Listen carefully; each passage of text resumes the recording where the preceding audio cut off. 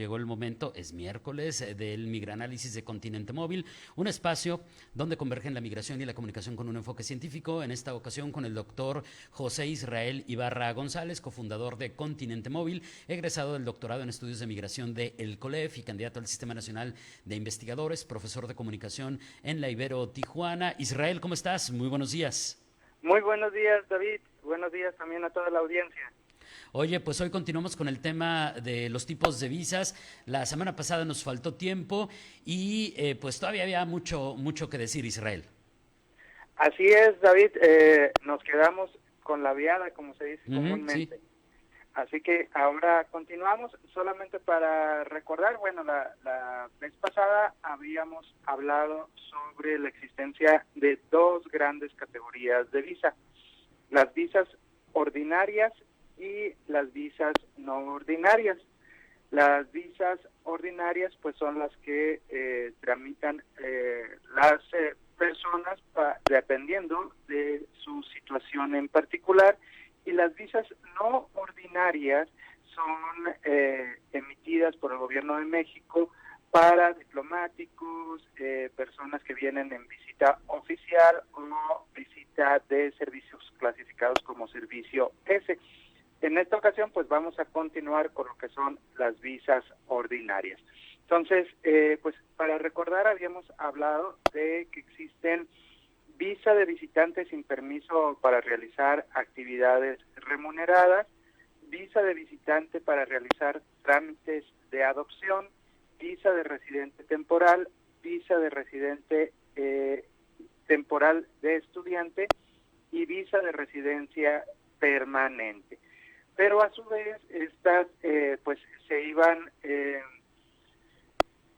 digamos haciendo subcategorías en cada una de ellas dependiendo de los supuestos. Entonces en el migranálisis anterior, y les invito a que entren a Uniradio Informa, a sus diferentes redes sociales, por ahí van a encontrar la primera parte de este migranálisis, donde ya habíamos visto pues algunas especificidades sobre la visa de visitante sin permisos para realizar actividades remuneradas. También habíamos pues analizado lo que era la visa de visitante sin permiso para realizar actividades remuneradas de larga duración, y habíamos terminado con lo que era la electrónica o virtual, que es pues aplicable a personas extranjeras de nacionalidades a las que la autoridad migratoria permite tramitar y obtener esta visa por medios electrónicos, y que siempre y cuando pretendan viajar a México por vía aérea para internarse en condición de estancia de visa sin permiso para realizar actividades remuneradas, lo que pues comúnmente se conoce sin permiso de trabajo. Y bueno, ahora vamos a continuar con lo que es denominado el trámite 4 o la visa de visitante para realizar trámites de adopción. Y es que es interesante, David, porque este caso es aplicable a personas extranjeras que pretendan internarse a México con esta finalidad, que es la de visitante con fines de adopción, y que sean nacionales o residentes habituales de un país miembro de la Convención sobre la Protección de Menores y la Cooperación en materia de adopción internacional, o de un país con el que México haya suscrito un convenio en la materia. Entonces, pues vamos observando y vamos analizando cómo estas visas pues también dependen en mucho de las relaciones que tiene México en distintos ámbitos con otros países del mundo, convenios firmados, y esto es súper importante porque también pues aquellas personas que estén en los distintos supuestos tienen que analizar cuál es el caso donde es más probable que les otorguen una visa, porque sucede también que muchas veces las personas van al consulado y piden una visa para lo cual pues no están en los supuestos que les permitirían acceder a esa categoría que están solicitando, cuando en realidad pues lo que deberían de haber solicitado es otra categoría de visa. Entonces es importante pues meterse a estos lineamientos para la expedición de visas en México, analizar a profundidad, o inclusive hay distintos despachos de abogados, claro, esto es con un costo pues de orientación, que guían a las personas en cuanto a la interpretación de esta ley. Y bueno, vamos a ir al trámite 5, que son, digamos, mediáticamente las visas más conocidas, que es, en primer lugar, la visa de residente temporal. Y este es aplicable a personas extranjeras que pretendan internarse a México en la condición de estancia de residente temporal con el objeto de permanecer por un tiempo mayor a 180 días, pero no mayor a 4 años.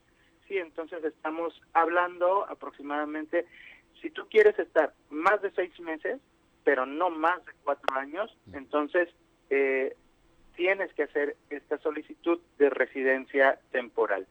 Inclusive cuando hay, por ejemplo, una petición de visa por razones de vínculo familiar, primero se tiene que pasar por esta residencia temporal y después vendrá el trámite para la residencia permanente. Pero digamos que esos son los pasos a seguir.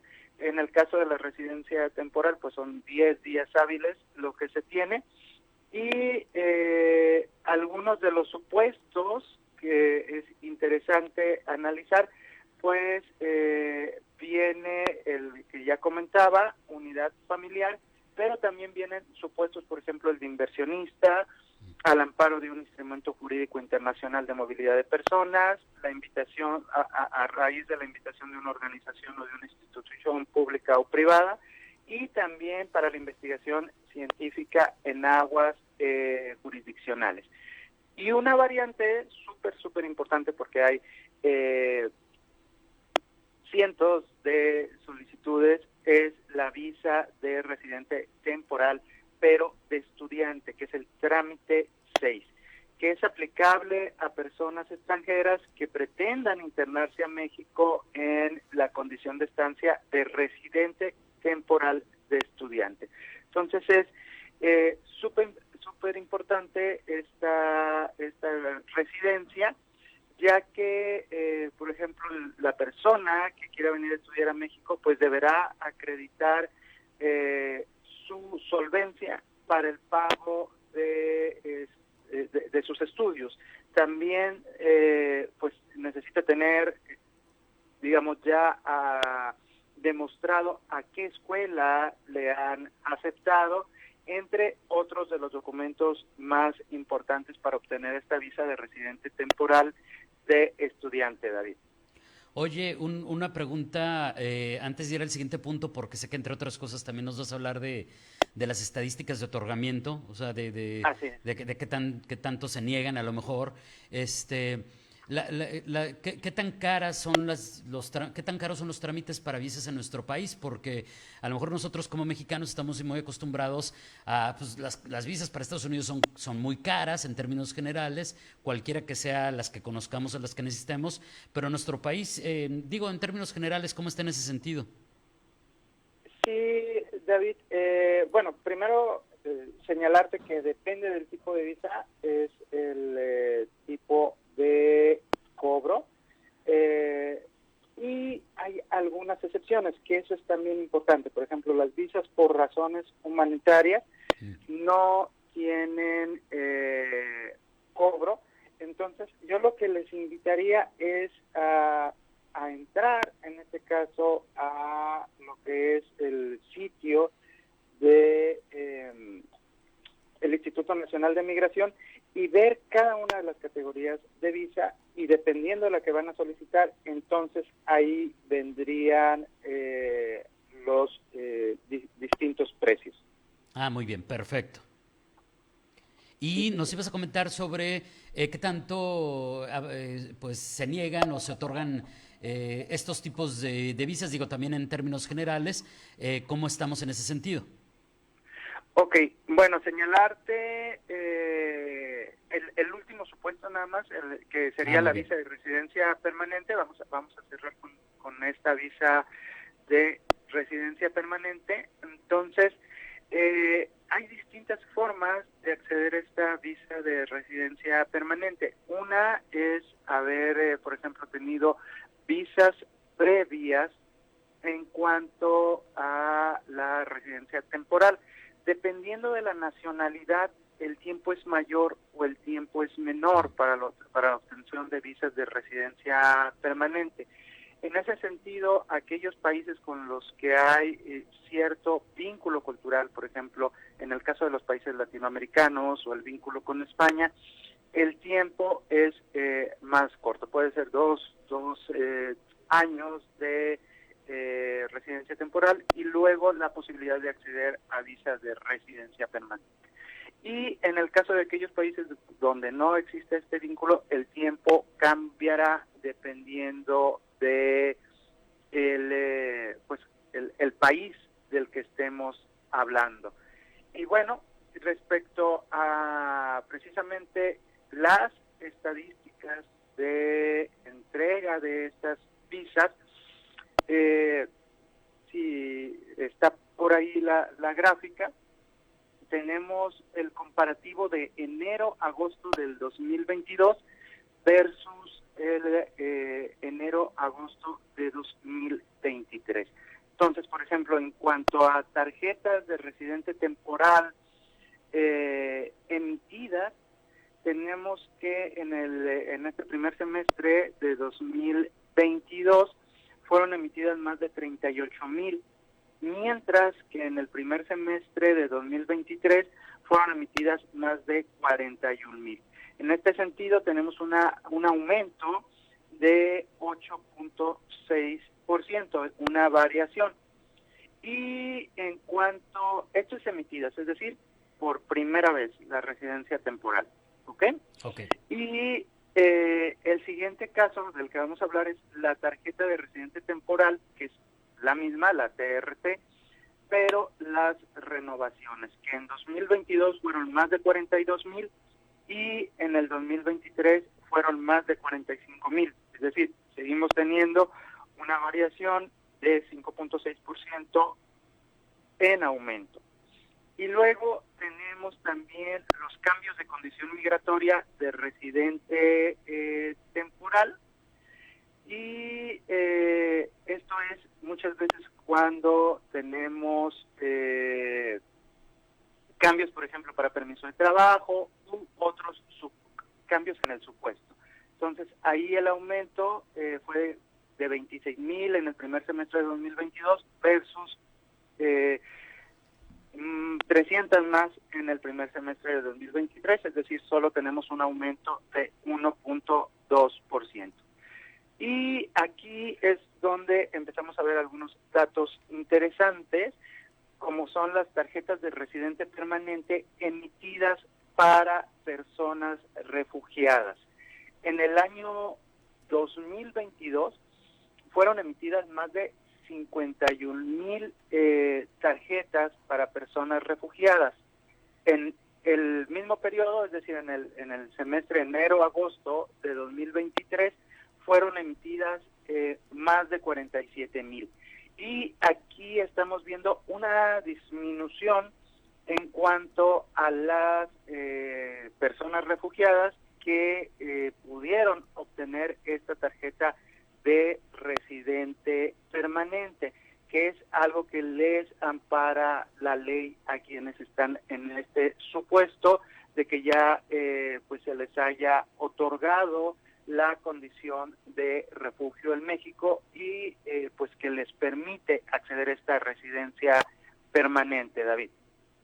Oye, pues son estadísticas que no me esperaba, es enorme la cantidad, digo, evidentemente primero de solicitudes, ¿no, Israel? Y me imagino que, procurando no caer en el tema de la especulación, serán solicitudes que en muchos de los tipos de solicitudes de acceso a nuestro país se van a disparar con los fenómenos que estamos viendo actualmente.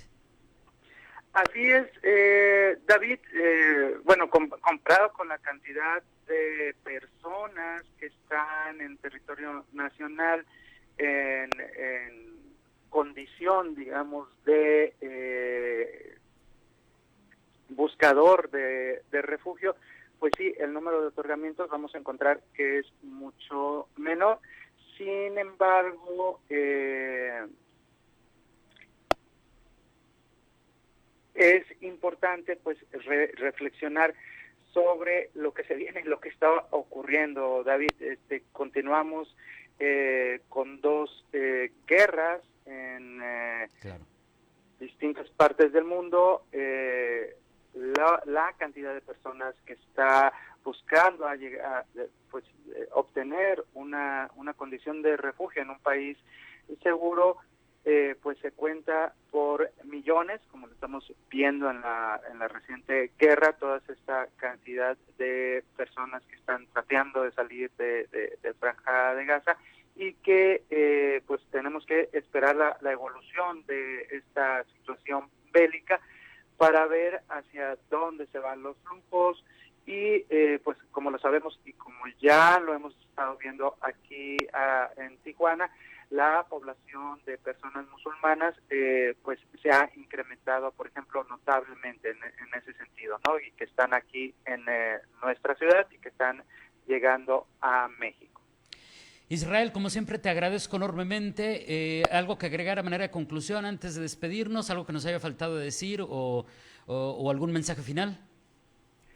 Sí, David, pues simplemente tener siempre, sobre todo aquellas personas que son extranjeras, eh, darse el tiempo para analizar este tipo de trámites, de tal manera que pues sus posibilidades de obtener una visa cuando van a los distintos consulados de México en los países donde hay, pues tengan una real posibilidad de conseguir el objetivo. No quiere decir que vaya a ser fácil, es decir, nuestras autoridades siempre estarán cuidando que realmente las personas estén diciendo la verdad. Entonces, en ese sentido, pues decir exactamente la verdad, pero también tomar en cuenta pues que la legislación es compleja, que las distintas visas son complejas, y en ese sentido necesitamos pues estar preparado para solicitar aquella que realmente nos convenga, David. Sí, sin duda, hay que informarnos lo mejor posible antes de iniciar cualquier solicitud, pero sin duda. Israel, muchas gracias, que tengas un excelente miércoles. Muy buenos días. Buenos días, David. Gracias, es el doctor José Israel Ibarra González, cofundador de Continente Móvil, hablándonos en esta ocasión de los diferentes tipos de visas que existen para ingresar o residir en nuestro país, requisitos.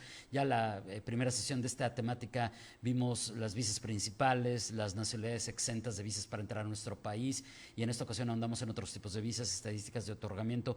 Sin duda un mensaje importante el de estar bien informados también en esta área con el flujo migratorio que ahora tenemos a nuestro país, y como lo hemos platicado en otras ocasiones, ya no solamente de paso, también ven a nuestro país como destino.